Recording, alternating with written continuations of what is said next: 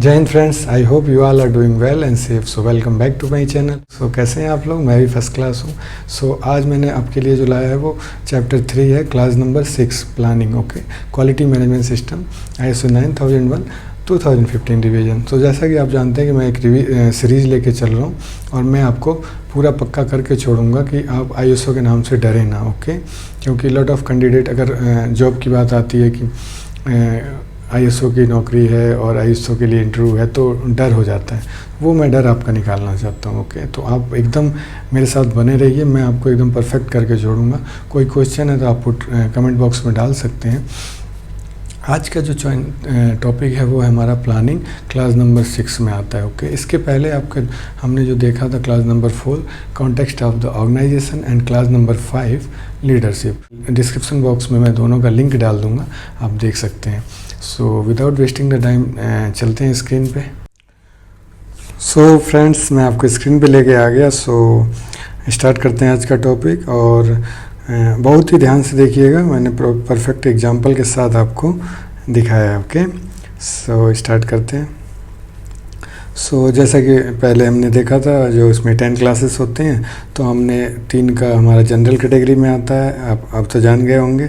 4th जो होता है कॉन्टेक्स्ट ऑफ द ऑर्गेनाइजेशन होता है एंड 5th जो है हमारा लीडरशिप है। तो हमने कॉन्टेक्स्ट ऑफ द ऑर्गेनाइजेशन में जो हमने देखा था, क्या देखा था कि need and expectation of interested parties. Okay, and leadership में हमने देखा था कि जो role and responsibilities and authority देखा था। ओके, सो ये हमने कंप्लीट कर लिया। नाउ आज का जो हमारा है वो प्लानिंग है, क्लास नंबर 6 में आता है।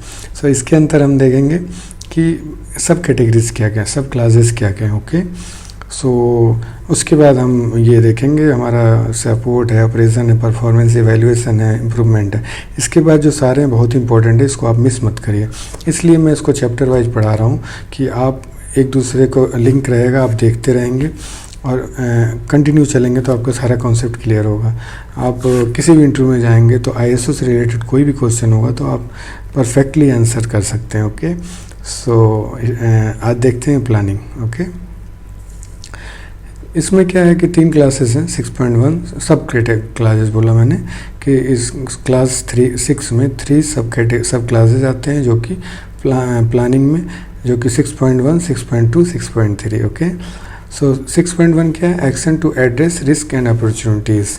6.2 क्या है? Quality objective and planning to achieve them. Okay, 6.3 क्या है? Planning of change. 3 सब कैटेगरीज यहाँ पे हैं। तो आपको यहाँ पे ISO में स्टैंडर्ड याद करने की ज़रूरत नहीं है, कोई आपको स्टैंडर्ड नहीं पूछता, बट ये पूछता है कि ये आपका जॉब है या ये आपका टॉपिक है, ये किस कैटेगरी से या किस क्लास से बिलोंग करता है। ओके, इस टाइप के क्वेश्चन पूछे जाते हैं और स्टैंडर्ड कोई याद नहीं रखता है, ऐसा तो गलती मत करिए याद करने का, ये तो टाइम वेस्ट है। सो 6.1 क्या है? एक्शन, रिस्क एंड अपॉर्चुनिटीज़ को एड्रेस करना है। क्वालिटी ऑब्जेक्टिव हमारा होना चाहिए। क्वालिटी कंपनी या कोई ऑर्गेनाइजेशन में है तो आपका ऑब्जेक्टिव होना चाहिए कि आप क्या क्वालिटी ऑब्जेक्टिव क्या है, फिर उसको अचीव करने के लिए हमें क्या प्लान करना है, कैसे क्वालिटी ऑब्जेक्टिव या क्वालिटी जो टारगेट दिया गया है उसको हम अचीव करने के लिए कैसे कैसे हमारी प्लानिंग है। ओके, नाउ 6.3 जो है हमारा प्लानिंग ऑफ चेंज। अगर कुछ चेंज होता है तो उसका प्लान कैसे करना है। ओके, सो स्टार्ट करते हैं 6.1 से। जो हमारा ISO 9001 2015 वर्जन है वो उसकी रिक्वायरमेंट क्या है। सो स्टैंडर्ड कहता है आपका, when planning for the quality management system the organisation shall consider the issues referred in 4.1 and the requirement refer to 4.2 and determine the risk and opportunities that need to be address. So ये जो आपका कह रहा है कि जो हमने risk and opportunities address करना है, जो कि हमने 4.1 और 4.2 में देखा था क्लास में। ओके, सो ये वही कह रहा है कि हमें ये भी रिक्वायरमेंट 4.1 और 4.2 को फुलफ़िल करना है, रिस्क एंड अपॉर्चुनिटीज़ को एड्रेस करना है। And give assurance that the quality management system can achieve its intended result. B आपका इनहेंस डिजायरेबल इफेक्ट या प्रिवेंट और reduce undesirable effect. Okay, and achieve improvements also. So इसमें improvements की बातें की जा रही हैं कि हमको इम्प्रूवमेंट्स भी दिखाना है, रिस्क एंड अपॉर्चुनिटीज़ को आइडेंटिफाई करना, प्लस उसका एक्शन प्लान बनाना। उसके साथ साथ हमें इम्प्रूवमेंट एक ऐड कर दिया कि इम्प्रूवमेंट एक्टिविटी भी आपको दिखाना है। ओके, सो ये हो गया आपका 6.1। इसमें आपको मेजरली कुछ नहीं करना है, आपको रिस्क एंड अपॉर्चुनिटीज़ के लिए आपको 4.1 जो क्लास है और 4.2 को रेफ़र करना है, और फिर एक इम्प्रूवमेंट रजिस्टर्स बनाना है जो कि इम्प्रूवमेंट को शो करेगा। ओके, और कोई इफ़ेक्ट्स हैं उनको प्रिवेंट, रिड्यूस एंड। नाउ 6.1.2 के स्टैंडर्ड रिक्वायरमेंट क्या है? Okay, the organization shall plan action to address the risk and opportunity, how to integrate and implement the action into its quality management system processes. You can refer 4.4 class number. Okay, evaluate the effectiveness of the action.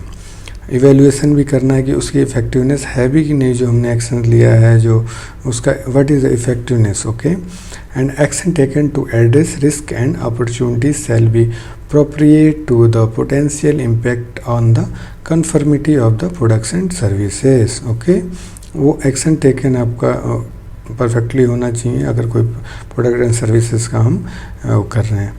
Now इसके बाद देखते हैं कि अगर कुछ examples हमें करना है तो कैसे करेंगे, कि रिस्क एंड अपॉर्चुनिटीज़ क्या हैं।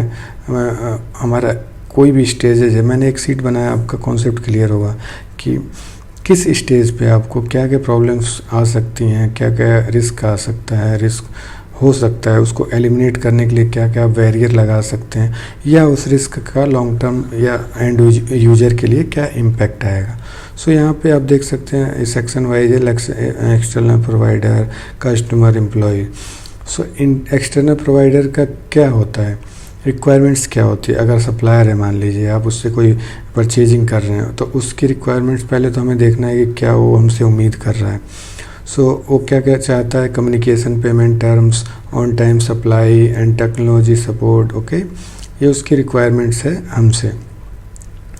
उस पर रिस्क क्या है, अगर आप कोई कम्युनिकेशन गैप भी हो सकता है, रिस्क है। Payment and delivery terms not in return में नहीं रहेगा तो भी वो रिस्क है। ओके, आउटपुट फेल्योर भी एक रिस्क है। सो उसका इफ़ेक्टिवनेस ऑफ एक्शन क्या होगा,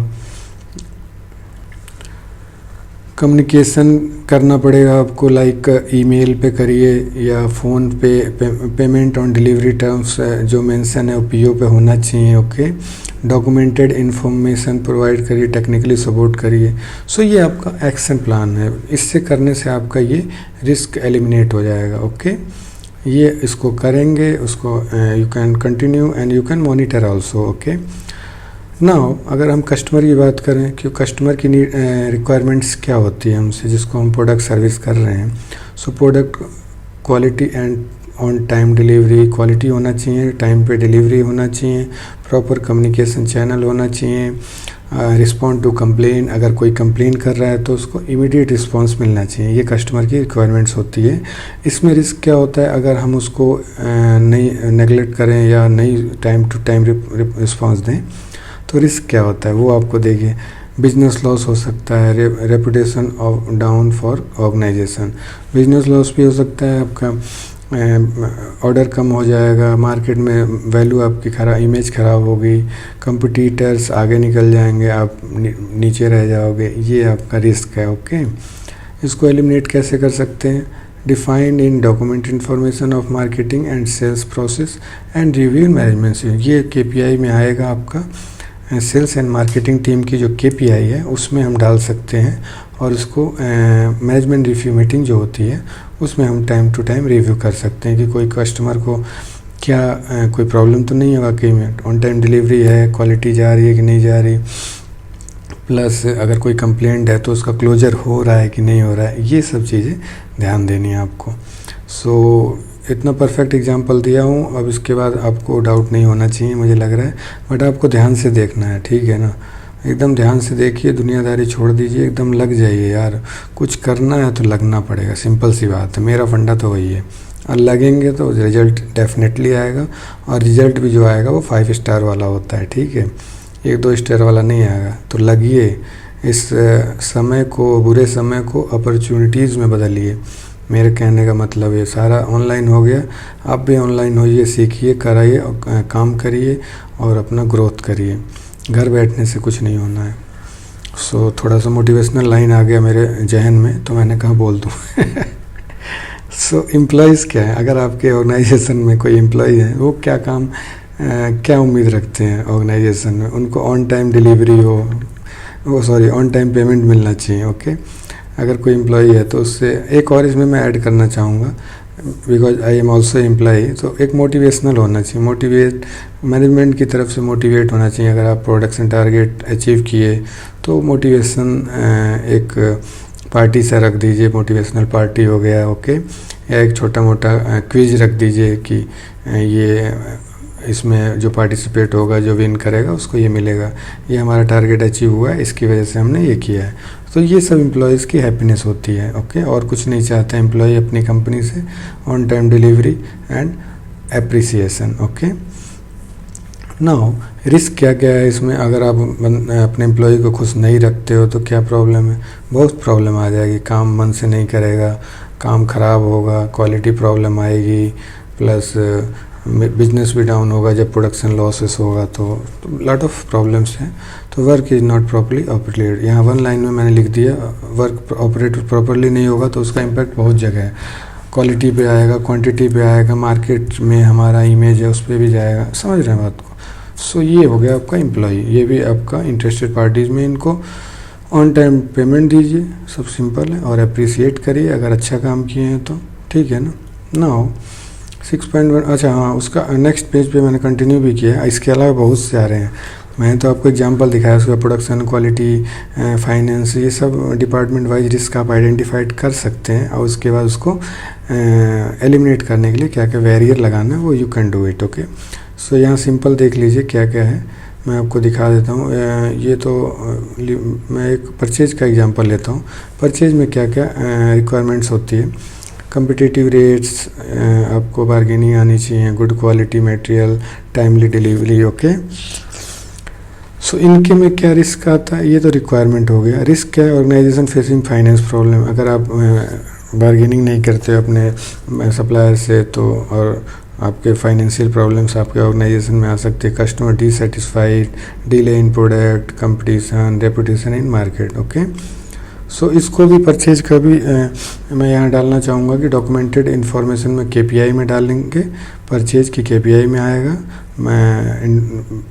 जो रिडक्शन होता है और cost reduction, and management review meeting में हम उसको रिव्यू भी करेंगे। ओके, नाउ चलते हैं 6.2 पे, जो स्टैंडर्ड रिक्वायरमेंट, वो quality objective and planning to achieve थे।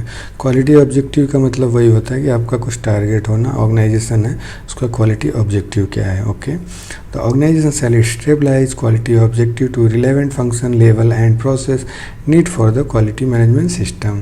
The quality objective shall be consistent with quality policy. Okay, to be measurable, take the account applicable requirement, be relevant conformity of product and service and enhancement. Okay, customer satisfaction be monitored, to be communicated, updated as appropriate. The organization shall maintain documented file of the quality objective. Okay, so quality policy अब बनाइए। जो quality objective जो है आपका measurable होना चाहिए। Okay, monitorable होना चाहिए। सो ये हमारा स्टैंडर्ड का रिक्वायरमेंट है। उसके बाद क्वालिटी ऑब्जेक्टिव, इसको मैंने एक बार और दिखा दिया। One planning to achieve, what will be done, what resources will be done, and who will be responsible, when it will be completed, how it will be. ये थोड़ा सा ब्रीफ में मैंने डाला कि आपका कॉन्सेप्ट क्लियर होगा। अगर क्वालिटी ऑब्जेक्टिव बना रहे हो तो उसका रिस्पॉन्सिबल कौन होगा, हु विल बी रिस्पॉन्सिबल, कब कंप्लीट होगा, टारगेट डेट होना चाहिए। एंड अगर मान लीजिए प्रोडक्शन का हम देते हैं, क्वालिटी ऑब्जेक्टिव क्या है? सो टारगेट द कितना प्रोडक्शन कब तक आप करेंगे। मान लीजिए मार्च 2022 तक आपको 5 टन का माल निकालना है, तो ये हो गया प्रोडक्शन का टारगेट। KPI भी कह सकते हैं, क्वालिटी ऑब्जेक्टिव है। ओके, ऐसे QC का आप कर सकते हैं, जीरो रिजेक्शन टारगेट दे सकते हैं, सेल्स एंड मार्केटिंग का आप दे सकते हैं, कस्टमर का कंप्लेंट्स का जो होता है वो 0 लेवल करके आप दे सकते हैं कि कमिंग फाइनेंशियल ईयर में 0 कंप्लेंट होना चाहिए, और सेल्स एंड मार्केटिंग उसको कैसे करना है वो करेगा। ओके, नाउ इसका कुछ एग्जांपल्स मैंने जो आपको वर्बली बताया उसको मैंने कहा नोट कर दूं, आप भी नोट कर सकते हैं, इसको थोड़ा सा होल्ड करके आप नोट करिए कि क्या है ये, आखिर कैसे करना। मैंने डिपार्टमेंट वाइज थोड़ा सा दिखा दिया है, आइडिया आ जाएगा आप लोग को एक्चुअली। सो इसमें देखिए प्रोडक्शन का टारगेट मंथली है, मान लीजिए वो प्रोडक्शन प्रोसेस हो गया, प्रोडक्शन टारगेट, ये प्रोडक्शन के लिए जो है वो प्रोडक्शन टारगेट, सेल्स टारगेट भी आप ले सकते हैं, सेल्स मार्केटिंग का एक क्वालिटी ऑब्जेक्टिव डिपार्टमेंट वाइज हो गया, ऑर्गेनाइजेशन का एक सिंगल क्वालिटी ऑब्जेक्टिव आएगा।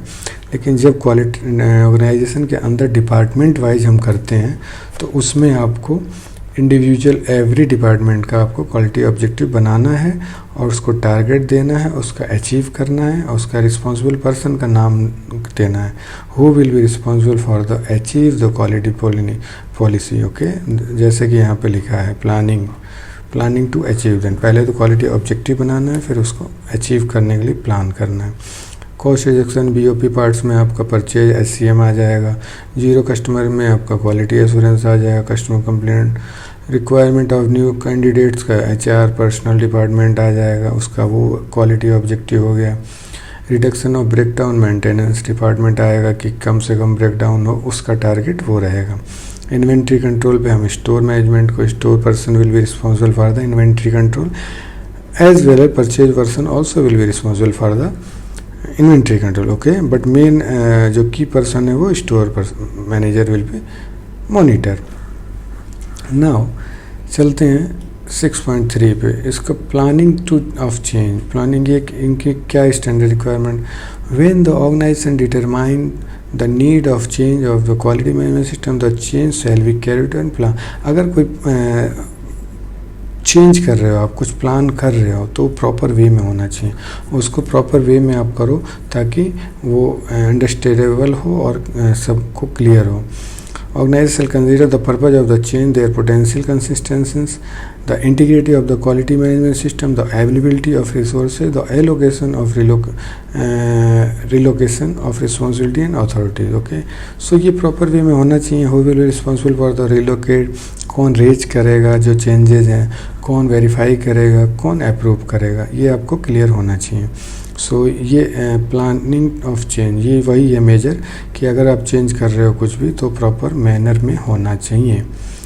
इसका एक्सप्लेनेशन मैंने दिया है, वैसे तो आपका स्टैंडर्ड ही सारा कुछ बोल रहा है, उसमें क्लियर कुछ करने की ज़रूरत नहीं है, क्योंकि हमने जो लीडरशिप में देखा था रोल, रिस्पॉन्सिबिलिटी एंड अथॉरिटी, तो थोड़ा सा उससे भी ये कवर होता है।